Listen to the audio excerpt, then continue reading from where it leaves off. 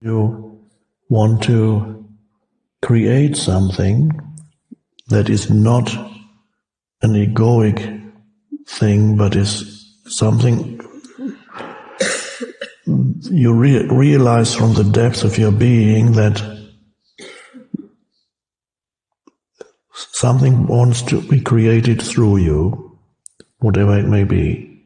Maybe you want to, you're write a book, open a hairdressing salon, create a retreat center.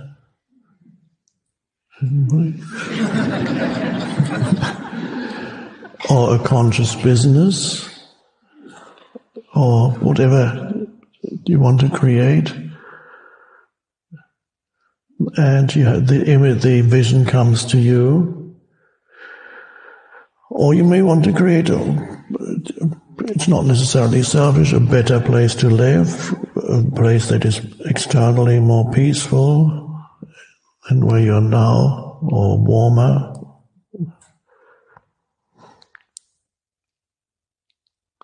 You may have a vision of what it is that you want to achieve, and then you focus on that vision. And the most powerful way to manifest, as you probably know, I don't usually talk about that too much because other things are more important. I talk about the foundation for your life. But manifesting is a secondary thing that can be significant in your life. And to manifest, the most important secret, to use that word, I'm not specifically referring to a book called The Secret, but but there's helpful things in there too, as long as you don't believe that certain things that you want to manifest are going to make you happy. The power to manifest is in experiencing the fullness of the present moment, the undifferentiated fullness, what Jesus called life in its fullness in one of the translations. I want you to have life in its fullness, he said. And that is not stuff. He's not referring to things. Life in its fullness is an inner state of being. It is to experience, to know, to realize the beingness. Or if you bring together, if you have a vision in your mind of what it is you want to achieve or create or manifest, and you bring this vision into this sense of still fullness that you sense now, and you bring that together, that is the most powerful creative tool. The way that it's usually expressed, Jesus expressed it too. He said, when you pray for something, believe that you already have it. But I think he probably used actually slightly different words, but that's how it was written down.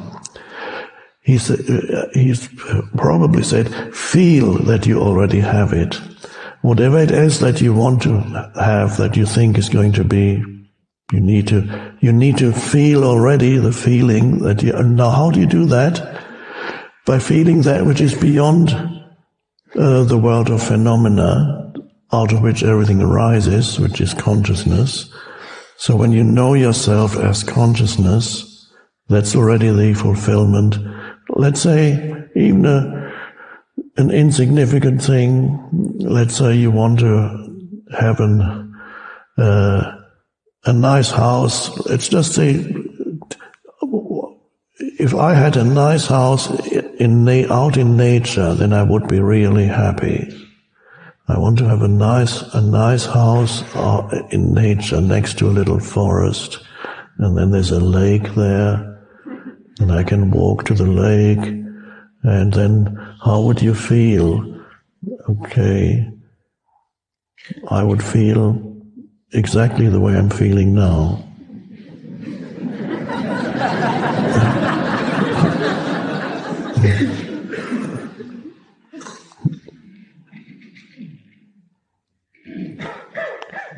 I want to live in Hawaii and then have a deck behind my house with a very comfortable chair, and then I would sit in there every day and contemplate the ocean. Well, good luck. How would you feel? What would you feel? I would feel the fullness of life. Okay?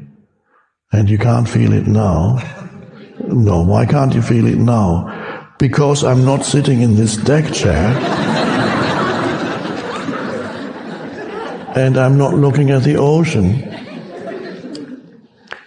and it's not sunny. That's why I can't feel the full, and I don't have a house behind me that I say is mine, so I can't feel the fullness of life now.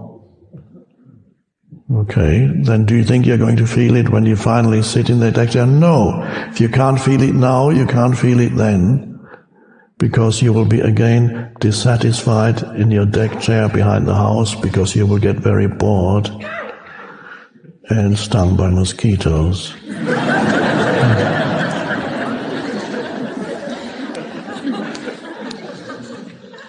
And it's too hot anyway. I should have gotten a house higher up because down here by the beach it's just too hot. Why didn't I get a house a bit higher up? Because there's a mountain just behind me. It would be cooler. Then you sell your house, get one higher up. But then the nights are too cold. You can't sit outside anymore.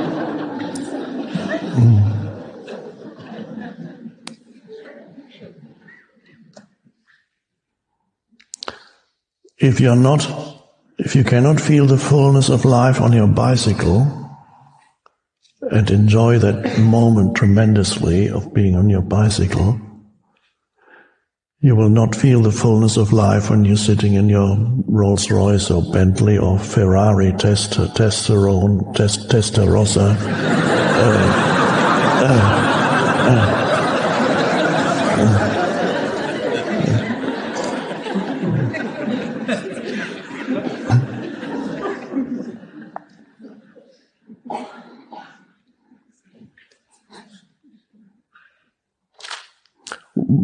There's an overvaluing of things around you, that I need things to be in a certain way around me to be happy and content.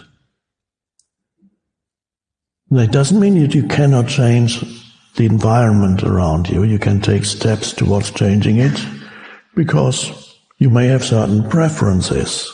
That's fine. Everybody has a preference. There's some spiritual teachers who say, I don't know who, I can't remember, but there are some who say, I have no preference. Well, they live somewhere, but not somewhere else. So you must have a preference for being there, unless somebody picks them up and puts them somewhere. So you can have a preference for living here rather than there. Yes, this country rather than that country. But while you're not there, you can be in touch with the fullness of life within yourself now. And then it's much more likely that your external surroundings will reflect your state of consciousness.